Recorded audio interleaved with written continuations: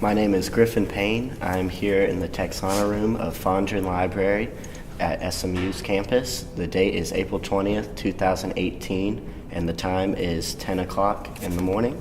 I'm here with Gene and Joe Pouncy. Can you please introduce yourselves for us and spell your names? My name is Joe Pouncy, Pouncy. And I'm Joe's younger brother, Gene, Pouncy, and that's Gene.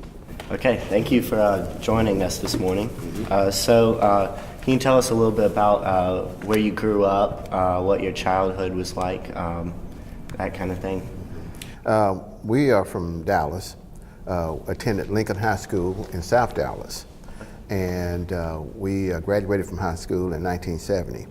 Now, if you know anything about Dallas or Dallas Independent School District, the time we were in school, the late 1960s, early 1970s, the school system was pretty much a segregated system. And when we graduated in 1970, the district had just began to desegregate, got sued, and it was just in a desegregation situation with the courts. And we graduated in 1970, and then we came here the summer of 1970 for summer school. We were in the Upward Bound project for a while, for 3 years, and then we got on with our education here. I ran track. We were track athletes in Dallas, and we were recruited by universities all over the country: Alabama, Kansas, USC, Stanford, you name it, and also SMU with Hayden Fry and Jim Parr, who was the head track coach. Parr was an outstanding coach and a man with great interpersonal skills, a great individual. So we came here, and that was in the fall of 1970. And then we graduated a few years later, and I got my degree here in journalism in '74 and got my master's. I did the master's in a liberal arts program here. I did the MLA in '82. Went to work for the Dallas Morning News for about 8 years, then left there and taught economics and history at Newman Smith High School in Carrollton for about 5 years, and then the next 29 years I was assistant principal, and the last 15 years I was principal of Newman Smith High School in Carrollton. Mm-hmm. So what was growing up kind of like for you? Well, basically, same as Joe, Lincoln High School, and we were acquainted with SMU by way of Project Outward Bound. In 1968 through 70, we were out here on the campus anyway, as students in Project Outward Bound. Tommy Edwards and Dr. Fajardo and Dr. Mamie McKnight and some others inspired us to come out here to participate in some program. And in let me go back. Coming out of Lincoln High School, as Joe said, we could have attended any college university because coming out of Lincoln High School, we set 4 national high school track records.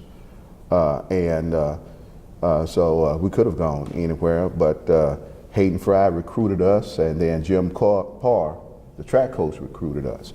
And I knew something about Jerry Levi's and his experiences here and in the Southwest Conference, but I knew that Hayden Fry, he had an agenda really, because Southwest Conference back then was not totally, as far as football, it was not totally integrated. And when he brought in Jerry Levi's, that just opened up the conference and most likely the entire South in terms of these colleges recruiting black athletes.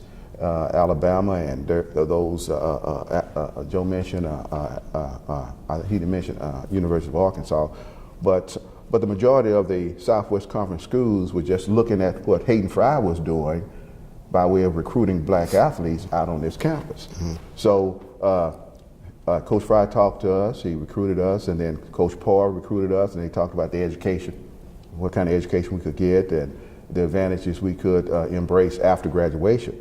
So we came on out here on football scholarships, not track scholarships, football scholarships.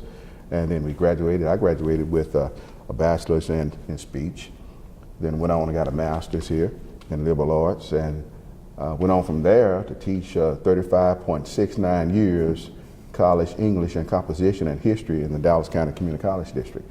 So basically we were acquainted with SMU anyway, and some of the teachers that tutored in Project Upward Bound in the summer were some of our professors when we became freshmen and sophomores out here on campus.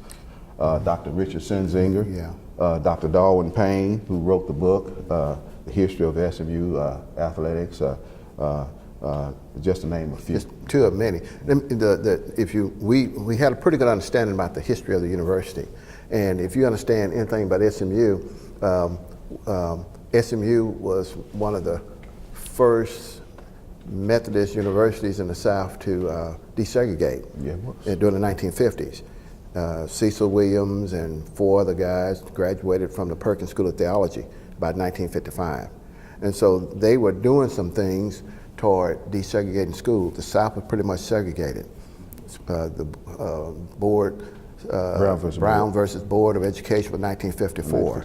All the schools were segregated, and so with those folks going through the School of Theology in 55, the Southwest Conference at the time had kind of an unwritten policy that head coaches would not recruit African Americans, especially for football. Mm-hmm. Hayden Fry broke that rule. He sure did. He broke that rule 10 years later when he recruited Jerry Levias. Mm-hmm. And then, so Jerry Levias came in about 65. And he had a pretty difficult time. His teammates were a little insensitive and racist and bigoted to a certain extent. The N-word was very common. He had 4 pretty difficult years.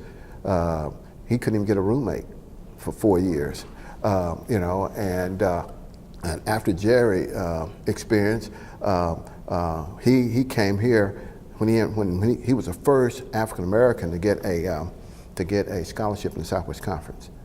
Hayden Fry did that, and when he came here, we were in the 7th grade, I guess, at St. Anthony Catholic School. But the deal is that you had Jerry in 65, and then you go 5 years later, 1970, we're here. So we're standing on the shoulders of people who were here in the 1950s in the theology school, mm-hmm. and the people like Jerry Levias and many, many others. The law school began to accept students, African Americans in the 50s, a few of them. We standing on their shoulders. We had people who stepped out and began to recruit talent based on potential, not skin color, and with great coaches like Jim Parr and kind of visionary people like Hayden Fry, who kind of broke the norm. And were there problems, and were there insensitivity, racial insensitivity? Were there all those kind of things in 1955? Yes. Civil rights movement didn't get fully going through the 1960s, late 1960s. Was that the problem in the South? Yes. Was that the problem here? Yes. But the deal is that you had visionary people who understood the power of education, mm-hmm. and combating ignorance, and with a strong academic training for people that came through university. Mm-hmm. It was good to eliminate all those problems. Do they exist now? Yes. They exist then? Yeah. But not to the extent. But they're still there. They might be a little bit more subtle. Mm-hmm. So what we're saying is that we came in that background, in that atmosphere, and what we found here was a pretty welcoming, open type of approach, especially from the coaches. Mm-hmm. And the coaches were very encouraging to the point, and we had the teachers that would very encouraging, and like Dr. Sinzinger and Griffin Payne and Richard Sinzinger and Griffin Payne, Louis Martin and some others, just kind of made us move forward. And Hayden Fry, I'm coming out of Odessa, Texas. I think that's where he came from. I believe the man had an agenda because he knew that there was a gentleman's agreement pertaining to the color line when it comes to the Southwest Conference in football. And he was willing to break that. He was willing to make sure that folk received a good education and contribute athletically to the Southwest Conference and to the university. Along with Hayden Fry, one of my favorite coaches here when I was here, because we won football scholarship, was Baum Phillips. A lot of folks don't realize that Baum Phillips was one of the defensive coordinators here, and he was just a tremendous fellow. You know, I just enjoyed listening to him talk with that good old rustic country wit, with the tobacco in the mouth. I was looking at the Ormby Stadium. That's not the same Ormby that we were acquainted with, because the Ormby that we were acquainted with had the cinder track around it, and they had apartments in the stadium where athletes could live if they needed a place to stay. So with Coach Fry and Jim Parr, first of all, my mother, she really liked those guys. She said that those guys were good guys. So if she was a good judge of character. So if she said she liked you, I said okay, because I would rather go to the University of Hawaii, you know, if you understand what I'm saying. But she understood, and she said, we want you to get a good education, and you're at home, and you're with Coach Fry, you're with Coach Parr, and his wife Valley, and his daughter Allison. We just had a good time out here. And then who could not want to come out here? I'm being a bit here comical here. Who would not want to come out here with that old bread bakery on the corner here of Mark and Bird? It was Mrs. Bear's Bread Bakery. No longer. And that thing that bread the aura of that bread just went throughout the campus. It was a delicious smell. So, but you, I don't think you would not experience it because it's gone, long gone. Yeah. One other thing about the background is that when we graduated in high school in 1970, the year before we had competed in the state track meet, UIL state track meet. Why am I bringing that up? Just talk about the environment of the state in 1969. That was the first year that the African American student athletes could compete with white student athletes in the UIL, University Interscholastic League. Prior years, you competed in the Prairie View Interscholastic League. Some would call that the old Negro League. Yeah, and so that was the first year. And so it wasn't unusual for kind of people that wanted to promote some change and some visionary leaders to use sports to kind of help ease the desegregation progress. And when we competed in '69, and everything went well at Austin, and all the black athletes and white athletes got along pretty well, it was a pretty good example of what could happen with schools being completely desegregated or whatever. So we came in to that environment. Well, when we got here, we were pretty much good to go, because with the Upward Bound program and the professors and the teachers and everybody we experienced here, we just hit the ground running, and so it was a good experience, and so that's kind of the background set in there. Mm-hmm. So you mentioned that you came here originally on football scholarship. How did the transition or did you play football here as well, or how did the transition we were in high school? We played football and ran track. Okay, we were given football scholarships here at SMU. Football and track. What really was football by Hayden Fry. So when we got here, that's what we did. We played football and ran track. Back then, they had if you were a football player, you had to play freshman football. You could not just, as a freshman, you could not play on the varsity team. You had to play freshman football. Sleepy Morgan was the coach for the freshman football team. So we played on the freshman football team our first year here. Then after that, we went on to the varsity team with Coach Fry, played with Coach Fry. Yeah. And that's just where it was. Now it's not the case anymore. Yeah. So We, then we just went strictly track. I think I went strictly track in my junior year, I believe. Eventually, strictly track. Our junior year, we just decided just to just walk away from football And just do track. and to just run track, and that's what we did. Now, Hayden Fry he was fired, I believe, as football coach in '72, I think, and he went on to coach at North Texas State University, and then from there he went on to Iowa, okay, and coached there for many years at Iowa, right?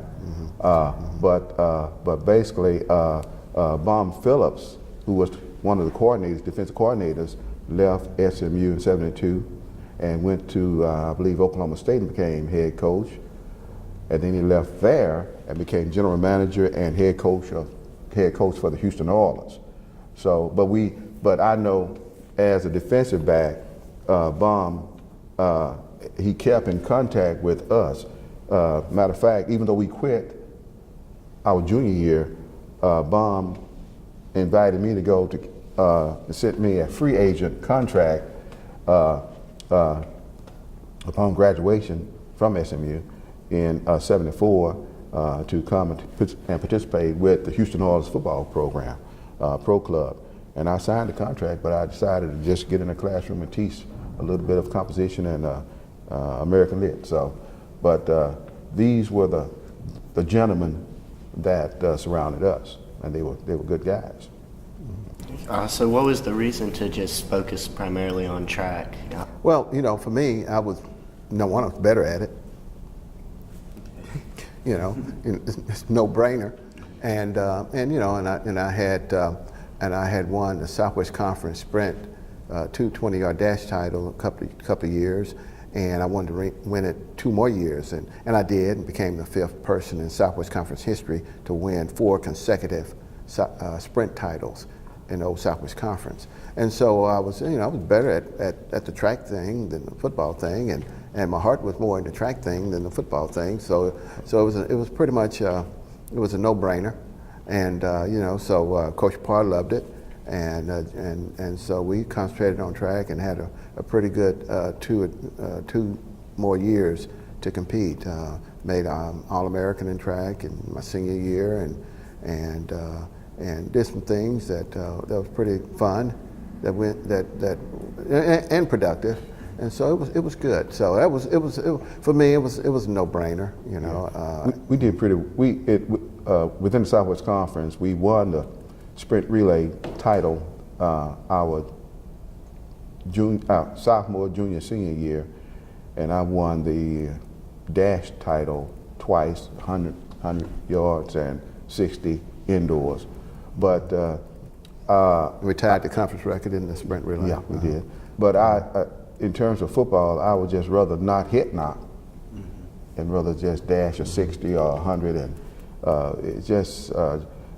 it just became old. And the athletic director, Mr. Brock, allowed us to do it, and that's what we did. We just switched over from football to track and just stayed with track. What I liked the most about the SMU track team at that time, the sprint relay, we had set the conference record of, I forgot, 39.6, something like that, at Memorial, down at Austin at their stadium. And when they wrote the history of Memorial Stadium, Texas, I will, or something like that, the old history of University of Texas athletics, they had to put a blurb in there about SMU, setting a conference record on that track. On their track. And so every time I run into an old Texas guy and he's got that orange book, I said, turn the page, whatever that page is in that book, and read it about SMU, and that just tears those Texas guys up, And so it was fun, It was enjoyable, and it allowed us to focus a little bit more on things that we were interested in track, and it allowed me to focus a little bit more on what I want to do academically. on the campus, and so it was a win. It was a win-win.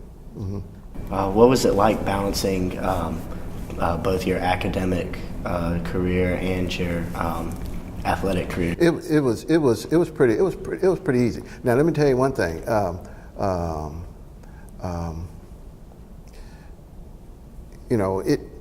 SMU is a very academically challenging environment, but the deal is we came from that from Lincoln High School. Lincoln High School was a very literate, with a keen emphasis on academics. And so when we walked into this place, we were really ready to take the mantle and to take the baton and run with it. And so it was easy. When you get yourself organized and you're prepared and you know what's important, that's all it takes. And so back then, the student athletes were they were on it all the time. They were on it academically, but they didn't need a whole lot of prodding and checks and things of that nature, because when you enrolled here, you knew what was at stake. You knew what you had to do, and so it wasn't, it wasn't fun, and it wasn't all fun and game. I know the unofficial motto for the University of Chicago is that a place where fun dies. I think it wasn't all just fun and games here. It was strictly academic business and doing what we have to do. Although it was enjoyable, but we were ready. One thing I just could not do my freshman year was wear those little beanies they wanted the freshmen to wear around campus. Those little beanies, I just couldn't do that. But the focus for us was the idea of student athlete, because we had our parents and our family and our high school teachers and high school family, and even teachers at Project Overbound. We came here, and when we came here, we knew that we were students first and athletes second.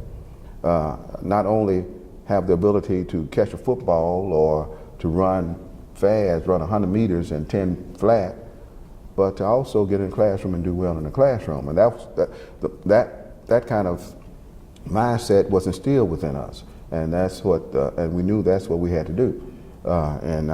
And my kids, I told them, my kids are grown, but even when they went to college, I said, you are going to go to college and you will graduate. If it takes 5 years or 55 years, you will graduate. So in essence, we knew that we were student first, athlete second. And I believe then, after that department back then, they had special areas, tutorial areas for students, for the athletes who needed a little bit extra help. They had our coaches stayed on us about grades, because they didn't want anyone to become ineligible. But that wasn't a problem. No, it wasn't. Because one thing with the caliber of student athletes on campus, they did what they had to do academically. People graduated. They declared their majors. Now, wait a minute. Now you had some athletes who came here to play football. And they'll tell you that. What is your major? Football. But the majority of the athletes here who came here were student athletes, and they went on to banking careers and educational careers and business careers. But we had there were several who came here just to play football, because back then the Dallas Cowboys main office was on North Central Expressway, not too far from this campus, and the goal was to maybe make it into the pros. But the majority of the folk that were in our class basically were young men who had a desire to get that degree. That was the norm. In terms of women athletics, when we were freshmen, they had women athletics, but there was no track and field here for women. Now they have track and field, and they years ago they decided to cut away from the men track and field program, which I think that could be a lovely situation here especially in the Dallas-Fort Worth area, to recruit. But basically, there were one or two athletes I can think of now who will tell you they just came here just to play football because Coach Fry's here, and he was the superb salesman on and off the field. And you had Bum Phillips over there, and with contacts. So these guys saw SMU as an avenue. And then don't forget about Jerry Levias. He over 155 passes he caught, over 25 touchdown passes he caught. The guy just did it. Let's see, Jerry. I think he had in his career his total number of touchdown passes was 25, I think, and he caught over 155 passes. But Jerry was doing well in pro football for I think them Broncos, wherever he went. So people saw, some of the athletes saw SMU as an avenue just to do some other things professionally. But Jerry also was a good student. Yeah, but he went on to a very good business career down in Houston, I think in oil business and things. So that was just, the norm was you're going to excel. You're going to excel academically. You're going to be champions first in the classroom, then on any field of dream. It's not going to be flipped. And that was the focus. And so with Coach Parr and the coaches with us, our track coaches, there was no doubt about it that if we run in the Kansas relays and Texas relays and the NCAA and Olympic trials and all those kind of things, they don't want you having any kind of academic deficiencies or problems, and we didn't want that either. And my mother would have killed us too. I mean, so she would have assassinated us. But the deal is that so the focus was always academics, and so we were going to honor the opportunity that we had here to get our degree and move on to professions. We were going to honor the effort that other people made to offer us scholarships. We were going to honor the people that walked this campus before us, going all the way back to the 1950s and 55, who paid the price. Mm-hmm. We were going to honor all those folks that was going to come after us, and we were going to graduate. We were going to graduate on time. We were going to go on with our career, and that was the focus. Mm-hmm. And also in the classroom, the professors here, they didn't care if you caught 30 touchdown passes or you could run 100 meters in 10 flat. The teachers I had, they weren't concerned with that research paper, doing what you need to do. Yeah. And my only concern was trying to hit the books a little bit so I can get out of here. So again, everything goes back to why you're here. You're here because you want to learn. You are a student and an athlete second. So that's the idea. That's the focus. I know it was for us. Okay. They had a lot of good role models too. I graduated in '74 and went to work at Morning News, and then came back and got my master's, and took a course with people like Dr. Martine in that MLA program, and just sitting in one of those classes, I don't know what it was, the history of Spain or something, I forgot that it was. I'm sitting there listening to that man, and I said, oh God, I got to teach. Mm-hmm. That guy lit me up. Mm-hmm. And next thing you know, I was teaching high school English and economics, and that led to administration. Mm-hmm. You had those kind of folks that could inspire you and excite you, and so it was good. It was good. If I had opportunity to do it all over again, I would do the same thing. Maybe declare that major a little quicker, but do the same thing. And so it's a good environment. Mm-hmm. So when you came to SMU, what was the living situation like? Was it difficult? Well, they had athletic dormitories. For a while. Yeah, for a while. Mm-hmm. And also they had, along with the athletic dormitories, they had the athletic dining hall, which I thought was marvelous, fantastic, right?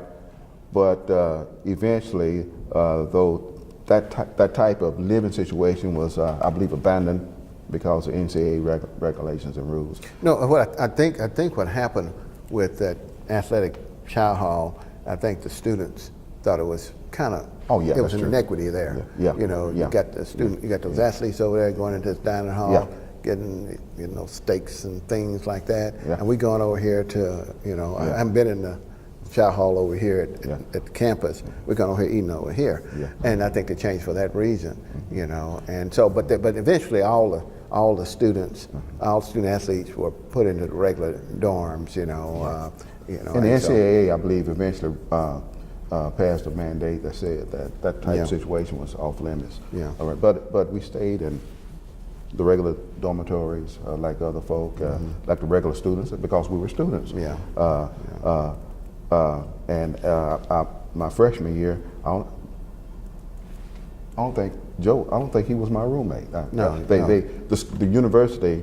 The goal was to split us up. Well, I asked for a different roommate. Well, no. The university wanted to split us up. The coaches, I believe, so we can just get away and mature and do some other things socially. But he was not my roommate my freshman year. But then after that, sophomore throughout, we roomed together at one of the halls, one of the dorms over here. Okay.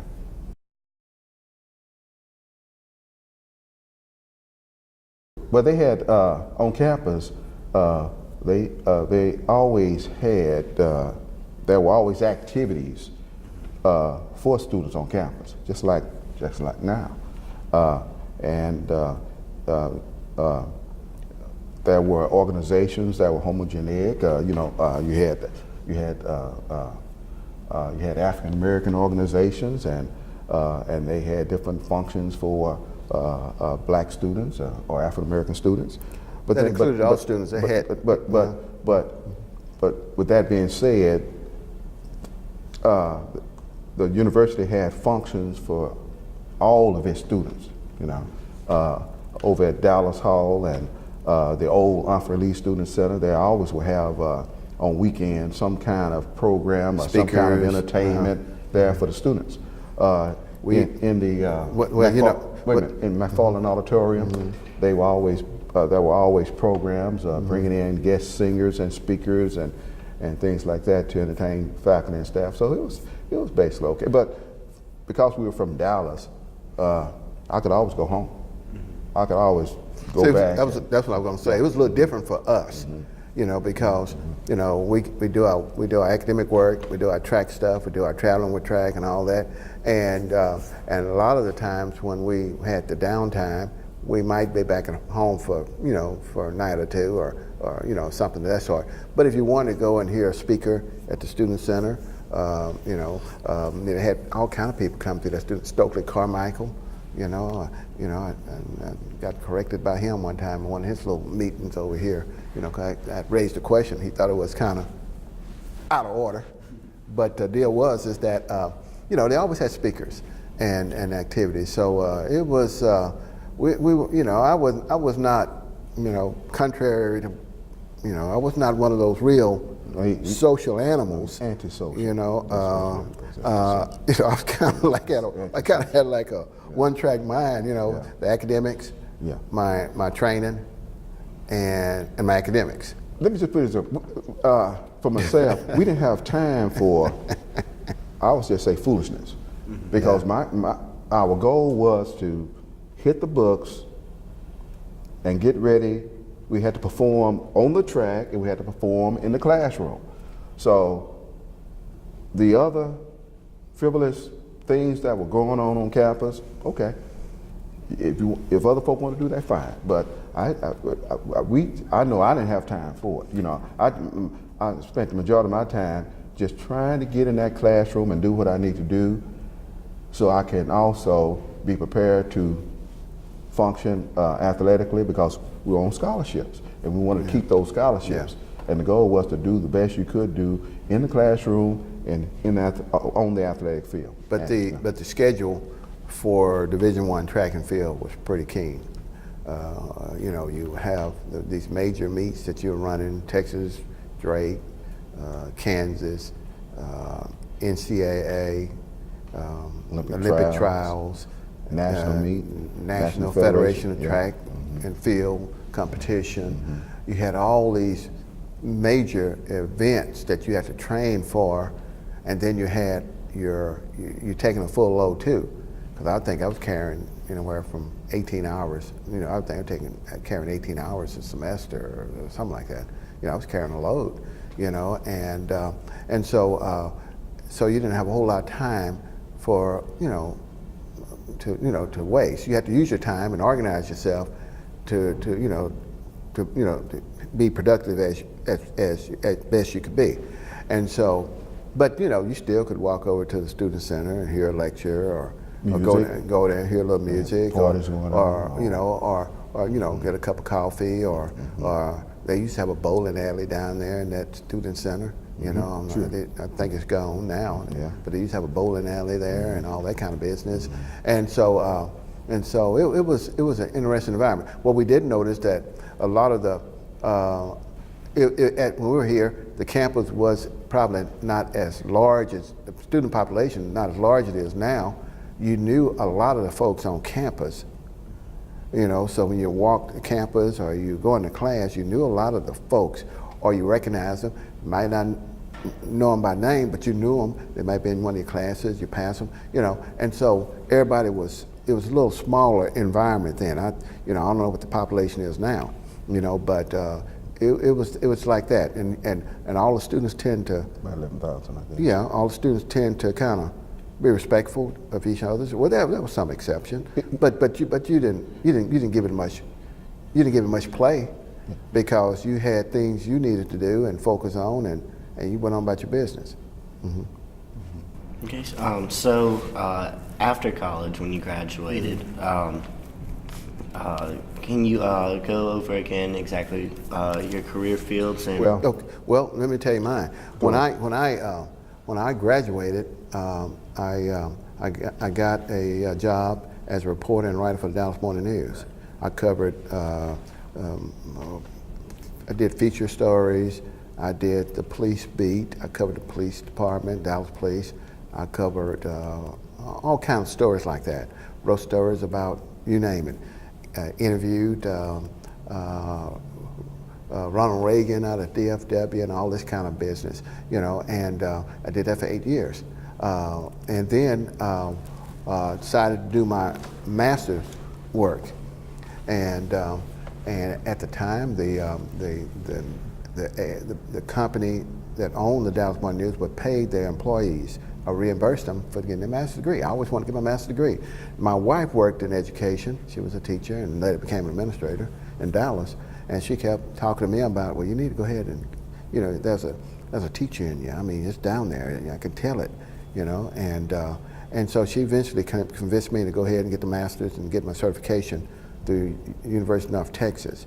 And one reason why I decided to do that was that I had a son, he was a little toddler, and I wanted to plan a little bit more to be around for him. I was working various shifts at the paper. And so the deal is, we left that, and I got into education and taught economics and history at Newman Smith High School in Carrollton. Did that 5 years, then became assistant principal, then assistant principal for curriculum instruction, then associate principal. Then for the last 15 years I was principal of the school. And the school for the last 30 years has been rated as one of the top academic schools in the country by the Washington Post and AP Challenge Index. And so it was good, my career path just kind of fell in line, just fell in place, when I, and everything just kind of worked out. Left one thing, went to another, and it just kind of like dominoes falling into place. So I was blessed in that sense. But I guess it, like some person told me, one individual told me, it was all the preparation though, make certain you were ready to go to do what you want to do. With me, graduated in 1974, and I thought I wanted to play, or had a desire to play pro football. Bone Phillips sent me a contract, free agent contract, to travel down to Houston, Huntsville, Texas, and participate in their off-season program. I signed the contract, but at the same time, that same week, I received a call from Dr. Mamie McKnight. She was one of our teachers within Project Overbound. She was also one of the teachers in DISD. And she said, Gene, they're looking for a history teacher and composition teacher at El Central College in downtown Dallas. Won't you apply? And I thought about it, and I applied, got the job. And the bottom line, basically, is that I didn't go to camp with bomb. I just said, okay, I don't need that football. I guess I quit football twice. I said, I don't need the football. And I went downtown and began to teach within the Dallas County Community College District. They gave me a year to get my master's degree, because back then you needed a master's degree to hold on to your job. So I came back out here, got the master's degree within a little over a year, and I stayed there for 35.69 years, teaching English composition, literature, and history. So, so in essence, and now I've been retired for 7 years from the essays. You need to ask me, do I miss reading essays? No, I do not. I do not miss reading essays. I do not miss the classroom, all right? But I enjoyed those 35.69 years in the classroom. So that's how I spun away from what happened to me with when I graduated from SMU. Did you guys think you would be teachers or in that career field? Well, with me, I had, my senior year here, I was not thinking about teaching. Dr. Richard Senzinger, my counselor, he wanted me to go to the Collier Center and get the certification in speech, okay? And that's the direction I was headed toward. But upon graduation, I didn't do that. So I bounced around Dallas with 1 or 2 different jobs, weekly newspaper jobs like that. And then I received a call from Dr. McKnight about Dallas County Community College District. And I applied and got that job, came back out here, got the master's, and stayed there for a while. Okay. For me, it was kind of a no-brainer about teaching, history, things like that. When I was at the newspaper, I interviewed Jesse Owens, Ronald Reagan, all those kind of people, and so it was easy for me to kind of tell a story, to write a story, those kind of things. So it was a natural fit. When I became principal, when I became a teacher out at Newman Smith in Carrollton, oddly enough, I went from a student teacher at Newman Smith in Carrollton to principal. And so when I was in the classroom, I always brought in speakers, World War II veterans, people that were on the USS Arizona at Pearl Harbor during the Second World War, when the Japanese bombed Pearl Harbor. Had individuals. I would bring in those kind of speakers. Had congressmen and senators. We talking NAFTA. I would bring in the congressman who wrote the legislation for NAFTA, the House Majority Leader. Had Barack Obama on my campus talking to my juniors and seniors. On March 3rd, 2008, the night of the Texas primary, talked to my seniors, not about Republican politics or Democratic politics, but about democracy and politics and voting and all those kind of things.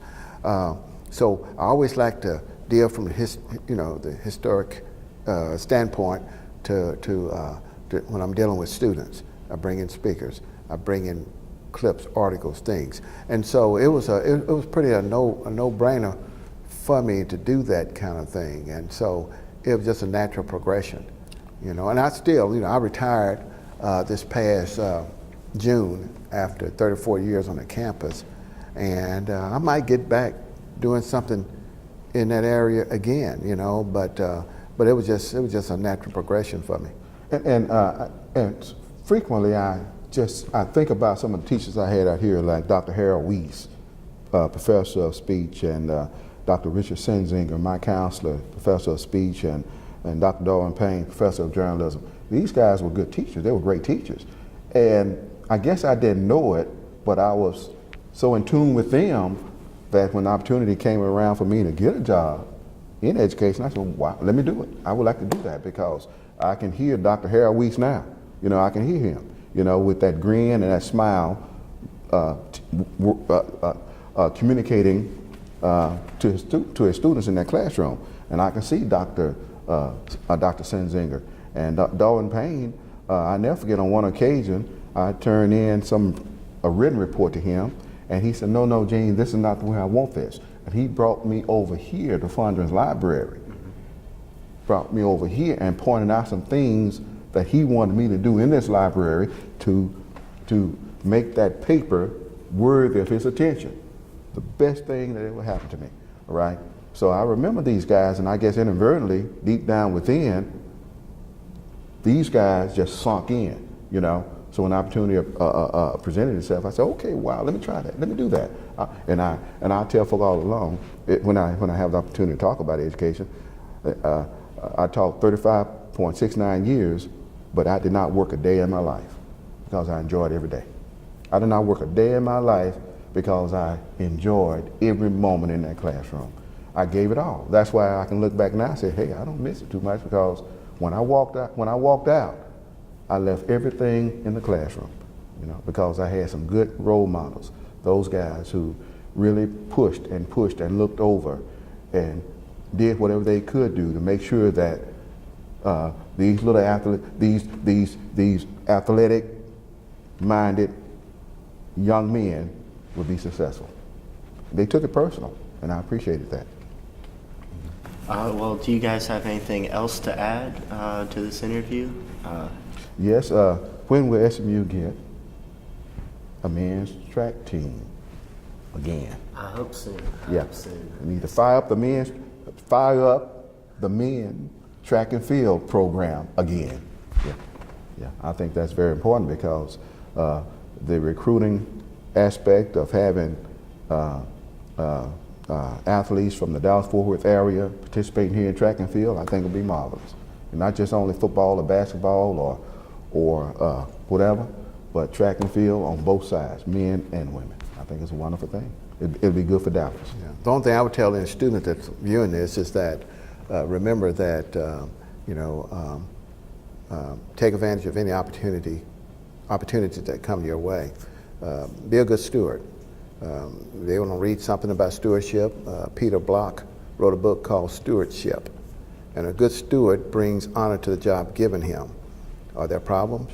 There are problems all over the world. There are problems all over the country. There are problems here. There's problems everywhere.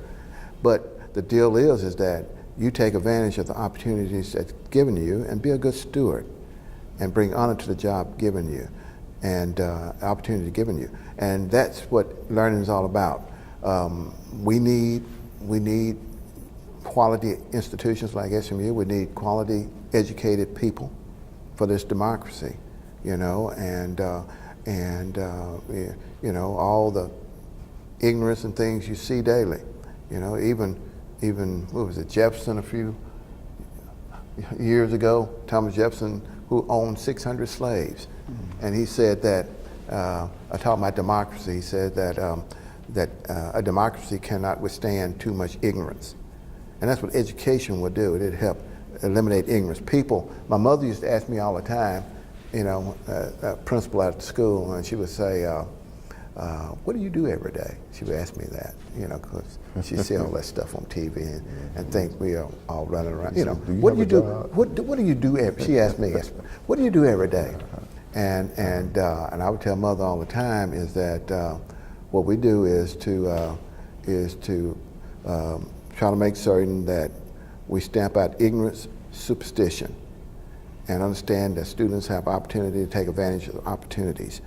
And that's what education is all about, you know, and so that's what this place is all about, you know, and again, you know, we stand on the shoulders of a lot of people, on a lot of people. And I'm not just talking about athletes. I'm talking about people that were here that were not running track or catching a ball or something. I'm talking about people who came and paid dues and stuck with it. And the Cecil Williams, Rufus Cormier. Cecil Williams graduated from one of 5 people graduated from Perkins School of Theology back in 1955. Rufus Cormier and all these folks that was before us, and you mentioned Levias. That's just a fragment of the people. But the deal is that the most important thing is that they took advantage of the opportunity to learn, grow, and move on, and to impact other people sitting there and looking at them, and saying, I'm a 7th grader in high school, and I saw the Levi's out here, and I'm like, one day I'm going to graduate from that place. It wasn't one day I'm going to play football at that place. One day I'm gonna graduate from that place, and so that's what it's all about, the opportunity and to bring honor to the job given you. Frequently when I turn on TV and see the news, I see SMU football and such. If Ormby Stadium could talk, could communicate, just talk, the student athletes who are running up and down that stadium, in the weight rooms, working out, dealing with the trainers, they have to realize that there were folk who came before them who paid the price, who really paid the price. Some did not graduate. Some were fortunate enough to graduate, but there were folk who came before them who paid the price. So when you have the opportunity, when you're blessed to put on the equipment and to participate in your athletic endeavor, you want to give it all you can. You want to give it your best shot, 110%. Not only on the athletic field, but also in the classroom, also in life. You want to be a good man. You want to be a strong man. You want to be a good woman, a strong woman. A people who embrace morals and ethics. And I think that's what life is all about. Because again, I know when we were young and involved in athletics, people expected something from us. They expected something more than just athletics from us.